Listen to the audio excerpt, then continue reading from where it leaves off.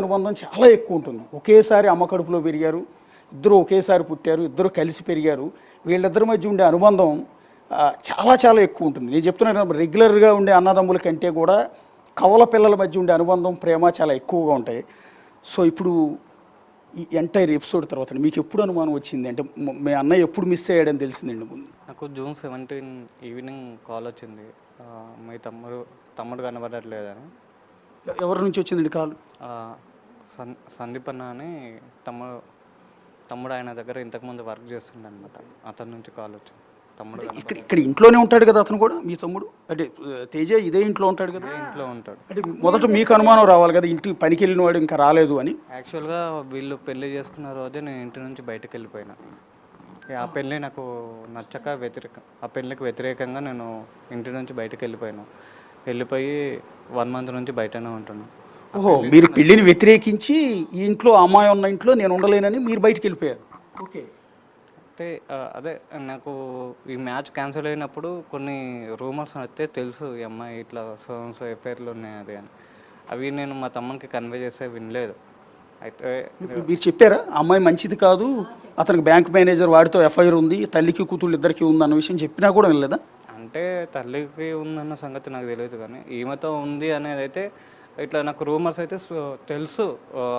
కాకపోతే అవి నేను కన్ఫర్మ్ చేసుకొని వీడికి చెప్తే బాగుంటుంది అని చెప్పి నేను టైం కోసం వెయిట్ చేశాను. కానీ అంత టైం నాకు మా తమ్ముడు ఇవ్వలే. మ్యారేజ్ అని అమ్మాయి డైరెక్ట్ ఫ్రెండ్స్ సపోర్ట్ తీసుకొని మ్యారేజ్ చేసుకున్నాను. పెళ్ళికి కూడా మీరు వెళ్ళలేదా ఆ రోజు? వెళ్ళలేదు నేను మ్యారేజ్కి.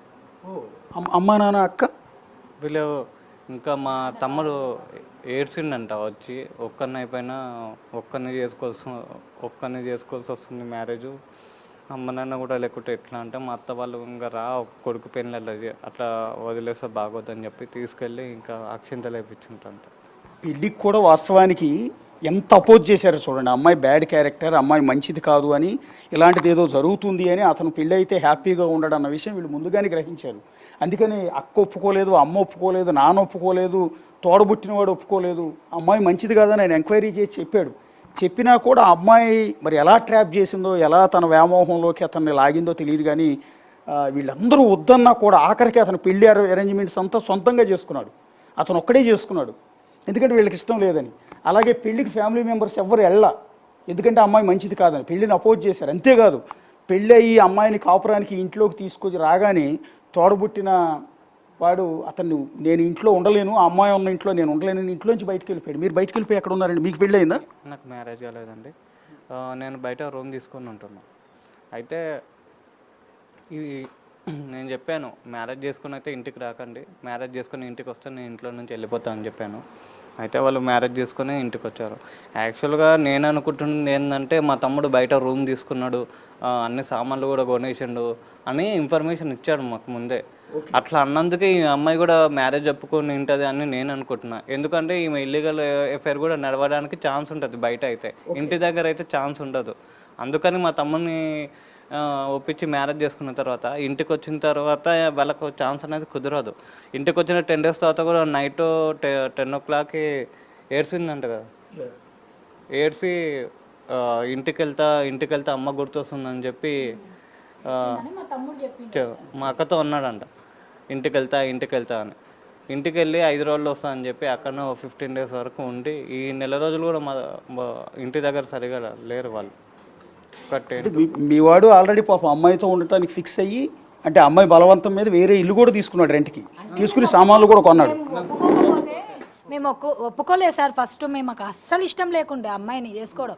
అయితే వీడు ఏం చేసిండు, మీరు ఒప్పుకోకపోతే నేను ఒంటరిగా ఉంటా, బయట ఉంటా, అమ్మాయిని అయితే వదులుకోను, బయటనే రూమ్ తీసుకొని బయటనే సామాన్ తీసుకుంటా అని సామాన్ అంతా చేసి ఇది చేసినారు. చేస్తే మా నాన్న ఏడ్చినారు సార్, నా ఆరోగ్యం బాగాలేదు, నా ప్రాణం ఎంత అయిపోతుందమ్మా, సత్యమం ఎట్లనన్నా పిల్లలు నా దగ్గర కళ్ళ ముందలు ఉండకుంటే ఎట్లా అని. అదిగాక మా తమ్ముడు ఏడ్చినాడు అన్నట్టు, నేను దిక్కులేనిలాగా పెళ్లి చేసుకోవాల్సి వస్తుంది, ఇంతమంది ఉండి ఇన్ని రోజులు అందరూ ఇంత కలిసిమెలిసి ఉండి అది ఇది అని బాధపడితే ఫోన్లే వీడి సుఖం కోసం వీడి సుఖం ఉంటే చాలే అన్న ఉద్దేశంతోన అందరం పోయి అక్షంతలు వేసి వచ్చిన. మేము కూడా ఇంటి నుంచి ఒక 10 రూపాయలు పెట్టి ఖర్చు ఏం పెట్టలేము సార్, అంతా వాడబెట్టుకున్నాడు. అమ్మాయికి పుసలు తాడు చేయించిండు, చైన్ చేయించిండు, డైలీ యూస్ చైన్ చేయించి 3-4 లక్షలు పెట్టి అమ్మాయికి కూడా చేయించినాడు, అన్నీ చేయించినాడు. సరేలే వాడు కష్టం చేసి చేయించినాడు, వాడు సుఖంగా ఉంటే చాలే అనుకొని మేము అట్లా తొలుకొచ్చుకున్నాం. మా పెద్ద తమ్ముడు ఇంట్లోకి వెళ్ళిపోతే కూడా సరేలే వెళ్ళిపోతున్నాడు కదా, వాడు అడిగినా కూడా ఈ అమ్మాయి మంచిది కొన్ని రోజులు సంసారం బాగా చేస్తే మళ్ళీ వస్తాడు అన్న ఉద్దేశంతోనే వాడిని ఇంట్లో పెట్టుకున్నాం సార్. ఇంకా వాడు ఆ ఇంత చేతిలో పోతే వాళ్ళు ఎలాంటి వాళ్ళో తెలియదు కదా అని భయంతోనే ఇంట్లో పెట్టుకున్నాం. కానీ ఇంట్లో పెట్టుకున్నా కూడా మన ఏమో చేసి పడి చంపేసిరు చూడు సార్. పెళ్ళైన తర్వాత నా తమ్ముడు నా మాట వినింటి ఇప్పుడు నా పక్కన ఉంటుండే, నా మాట వినలేదు కాబట్టి ఇప్పుడు శివమై వచ్చిండు ఇంటికి. పూర్తిగా వ్యతిరేకంగా పెళ్ళైన తర్వాత అంటే అమ్మాయిని ఇంటికి తీసుకొచ్చి ఇదే ఇంట్లో ఉంచాడు కదా, మీ ఇంట్లోనే ఉంచాడు కదా. ఈ నెల రోజుల్లో మీరు ఎప్పుడు ఇంటికి రాలేదా? రాలేదు. వాళ్ళు మీరు ఎప్పుడు రాలేదు? వాళ్ళు ఊరికి వెళ్ళినప్పుడు మాత్రం వచ్చి డాడీని చూసుకొని మమ్మీని చూసుకొని వెళ్తుంటారు. వాళ్ళు ఊరికి వెళ్ళినప్పుడు ఇట్లా అమ్మకు డైలీ అమ్మకైతే ఫోన్ చేసి మాట్లాడుతుంటే. మీతో అమ్మాయి ఎప్పుడు మాట్లాడే ప్రయత్నం చేయలేదా? నేను మాట్లాడొద్దని ఫిక్స్ అయిపోయినా. ఎందుకంటే మా అక్కకు కూడా ఫోన్ చేసి చెప్పిన, ఏ రోజైతే అమ్మాయి కానీ అమ్మాయి తమ్ముడిని మన అమ్మ నాయనని మంచిగా చూసుకుంటుందని నమ్మకం నాకు వచ్చినప్పుడు ఇంటికి వస్తాను కూడా మా అక్కకు చెప్పినాను, ఫోన్ చేసి చెప్పిన. ఫైనల్గా అంటే మీకు ఇందాక చెప్పారు అంటే మీ ఫ్రెండ్ సందీప్ ఎవరో సంథింగ్ కాల్ చేసి మీ వాడు కనిపించట్లేదు అన్నాడు. అంటే అతను చెప్పిన తర్వాతే మీకు అనుమానం వచ్చిందా? యాక్చువల్గా ఏంటంటే తమ్ముడు ఫోన్ అయితే స్విచ్ ఆఫ్ కాదు, కాకపోతే ఇంటికి లేట్ అయ్యి వస్తుంటాడు, కొన్నిసార్లు సర్వేకి వెళ్ళి లేట్ అయ్యి వస్తుంటాడు. అయితే నార్మల్గానే తమ్ముడు ఫోన్ స్విచ్ ఆఫ్ వస్తుంది మధ్యాహ్నం నుంచి అని కాల్ చేసింది. నైట్ అన్న కాల్ చేస్తే అన్న చిన్నపిల్లోడు అన్న తప్పిపోవడానికి వస్తలే, కోపంలో ఉంటే తమ్ముని మీద నేను, చిన్నపిల్లోడు తప్పిపోవడానికి వస్తలే ఎక్కడికి వెళ్తాడు అని అంటే, అట్లా కాదురా మధ్యాహ్నం 12:30 తర్వాత ఫోన్ స్విచ్ ఆఫ్ వస్తుందంట, ఇంటికి వైఫ్ కూడా ఫోన్ చేసి చెప్పలేదు ఇట్లా అంటే, సరేలే నేను కనుక్కుంటలే అని చెప్పి ఇంకా నేను వేరే వాళ్ళ ఇట్లా సో వాళ్ళకి కనుక్కున్నాను అనమాట. నెక్స్ట్ డే వెళ్ళి పిఎస్లో పిటిషన్ ఇచ్చాను, పోలీస్ స్టేషన్లో కంప్లైంట్ ఇచ్చారు. అప్పటి వరకు ఫోన్ మోగట్లేదు అతనిది, ఎక్కడ స్విచ్ ఆఫ్లోనే ఉంది. సో ఆ టైంలో పోలీస్ స్టేషన్కి ఆవిడ వచ్చిందండి? రాలేదు. యాక్చువల్గా ఏంటంటే మీరు పిలవలేదు, ఆమెను తీసుకెళ్ళలేదు అని వాళ్ళ తరపు వాళ్ళు అంటున్నారు. కాకపోతే ఒక భర్త మిస్ అయినప్పుడు ఆమె ముందరికి రావాలి, నేను వస్తా పిఎస్ కానీ ఆమె రావాలి, ఎవరు వచ్చి అడుక్కోరు రండమ్మా మీరు కూడా అని మేము చెప్పే పొజిషన్లో లేము. ఇప్పుడు తన భర్త కాదు, నాకంటే తనకే ఎక్కువ హక్కు కాబట్టి తను వచ్చి కంప్లైంట్ పెట్టాలి, ఏదైనా చేయాలి. ఆమె ఇంట్లో ఉంటే కుదరదు కదా, వాళ్ళ తరపు వాళ్ళు మీరు పిలవలేదు మీరు తీసుకెళ్ళాలి ఆ విధంగా మాట్లాడుతారు. ఇప్పుడు ఆవిడ మీద మీకు ఎప్పుడు అనుమానం వచ్చిందండి? అంటే మీరు చెప్పారా, పోలీసులు ఐడెంటిఫై చేశారా ఈవిడే ఇదంతా చేయించింది సూత్రధారి ఈవిడే అన్న విషయం? నేను అనుకుంటున్నా సార్, ఏమన్నా ఎవరి మీద అనుమానం ఉందా అంటే ఒక 2 days వరకు నేను చెప్పలేదు సార్. తర్వాత నేను సార్కి పర్సనల్గా కలిసి ఈ జరిగిన మ్యాటర్లన్నీ చెప్పాను సార్. ఈ మ్యాటర్ల మీద వాళ్ళు దర్యాప్తు చేయడం స్టార్ట్ చేసిండ్రు. ఇప్పుడు మీరు మా వదిన మీద అంటే వదిన కాదు మరదలు అవుతుందా, ఆమె మీద మాకు అనుమానం ఉంది అని మీరు చెప్పిన తర్వాతే ఈవిడ మీదకి రైజ్ అయింది. అప్పుడు పోలీసులు ఈ ఇంటి నుంచే తీసుకెళ్లారండి విచారణకి? ఇక్కడ నుంచే తీసుకెళ్లారండి? ఇక్కడ నుంచే తీసుకెళ్ళే ఇన్వెస్టిగేషన్ చేస్తారు. అంటే ఆల్రెడీ వాళ్ళు ఇంట్లో కూడా కోచింగ్ చేసి ఉంటారు కదా, పోలీసులు ఇక్కడికి వచ్చి కోచింగ్ చేసినప్పుడు కోఆపరేట్ చేసింది ఆమె? చేసింది. ఇప్పుడు ఆమె ఏం చెప్పినా అది నిజమా అబద్ధమా అయితే సార్ వాళ్ళకైతే తెలియదు కదా. ఏం చెప్పినా సార్ వాళ్ళు ఒక డైరీలో అన్నీ రాసుకుంటూనే ఉన్నారు. ఏం చెప్పిందండి అంటే ఇంట్లో నుంచి బయటకు ఎప్పుడు వెళ్ళాడు, లాస్ట్ కాల్ ఏమని మాట్లాడిండు, ఎప్పుడు వస్తా అని చెప్పిండు, ఇవన్నీ అడిగారు అనమాట. ఫైనల్గా వెళ్ళిపోయిన మీ తమ్ముడైతే రాడండి, తేజేశ్వరిని అయితే మీరు ఎప్పటికీ చూడలేరు. సో ఇప్పుడు మీకు కావాల్సింది న్యాయం చేయటం తప్ప, ఇప్పుడున్న చట్టాలు కానీ మేము కానీ పోలీసులు కానీ ప్రభుత్వం కానీ ఏం చేసినా మీకు న్యాయం చేయటమే. ఇలాంటి మీ వాడి ప్రాణం తీసిన ఆ తల్లి కూతుళ్ళు అండ్ బ్యాంక్ మేనేజర్ తిరుమల అనేవాడిని ఏం చేయాలనుకుంటున్నారు మీరు? ఇక్కడ అమ్మాయే కాదు, పెళ్లి చేసుకొని ఒక అమ్మాయికి ద్రోహం చేసిన ఆ బ్యాంక్ మేనేజర్ ఇంకొక అమ్మాయితో ఇల్లీగల్ ఎఫైర్ పెట్టుకున్న వాడిని అయితే కఠినంగా శిక్షించాలి. ఎందుకంటే తప్పు వీడిది కూడా ఉంది, భార్య ఉండి కూడా వేరే అమ్మాయితో ఎఫ్ఐఆర్ పెట్టుకుని ఆ అమ్మాయి కోసం ఒక అమ్మాయిని కిరాతకంగా చంపించిండు. వాడికైతే వారికైతే చట్టం ఉరిశిక్ష పడాల్సిందే సార్.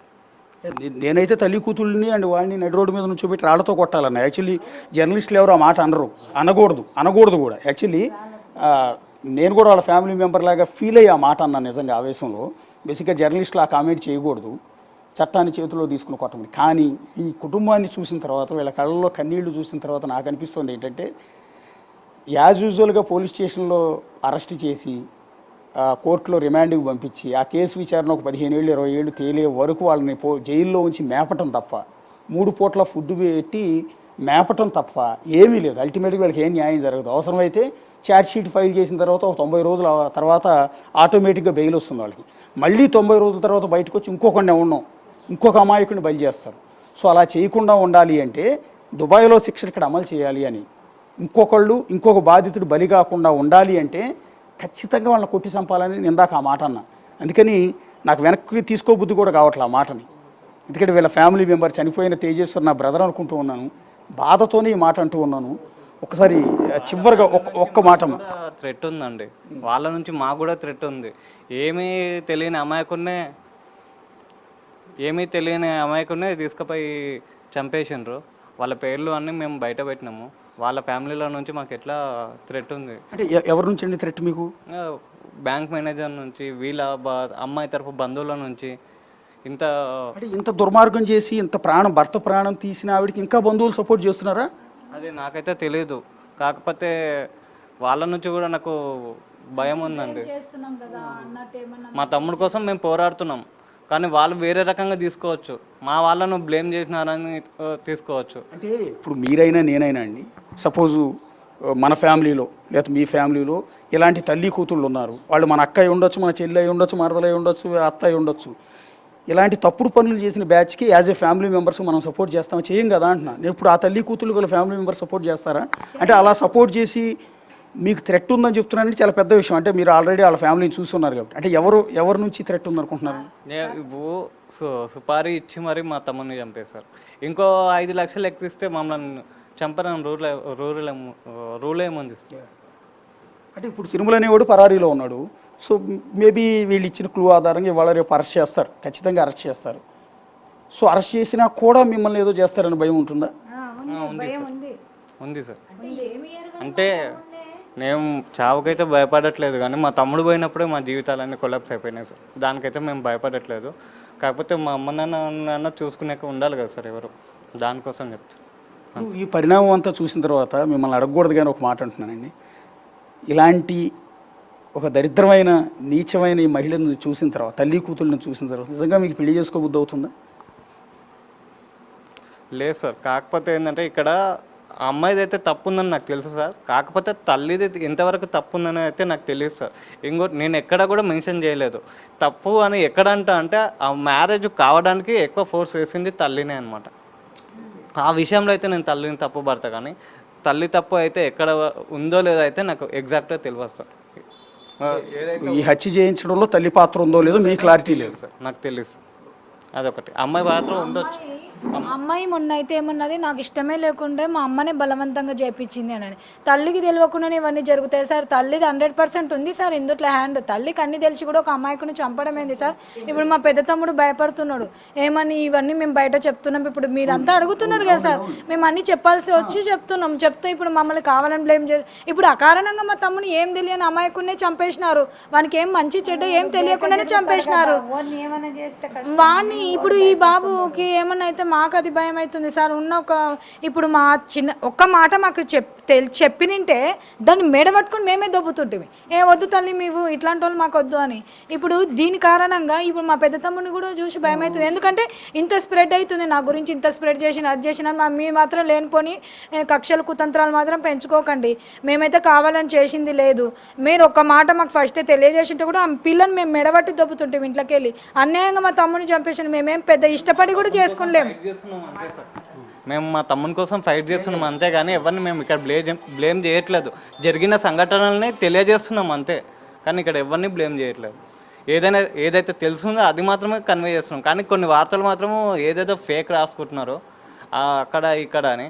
కానీ మేము తెలిసిందైతే మేము ఇంటర్వ్యూలో అయితే చెప్పినది అయితే ఏదైతే నిజం ఉందో ఏదండి ఫేక్ అని అంటున్నారు, అంటే ఏ విధంగా ఫేక్ చేస్తున్నారు అని? అదే తల్లి కూతుళ్ళు కలిసి హత్య అది అవి ఇప్పుడు అంటే అది మీరు ఇచ్చింది కాదండి, పోలీసుల నుంచి వచ్చిన ఇన్ఫర్మేషన్. పోలీసులతో అది ఆన్ రికార్డు మాట్లాడింది కాదు, ఆఫ్ ది రికార్డు మీడియా వాళ్ళు వెళ్ళి మాట్లాడించినప్పుడు వాళ్ళ ఇంటరాగేషన్లో ఇన్వెస్టిగేషన్లో తెలిసిన అంశాలు అవి. తల్లికి కూతురికి ఇద్దరికి కూడా తిరుమల అనేవాడితో ఎఫ్ఐఆర్ ఉంది. వాడి నేచర్ అది, వాడు ఆల్రెడీ పెళ్ళయింది, వాడికి పిల్లలు లేరు, మొదటి భార్యకి పిల్లలు లేరు.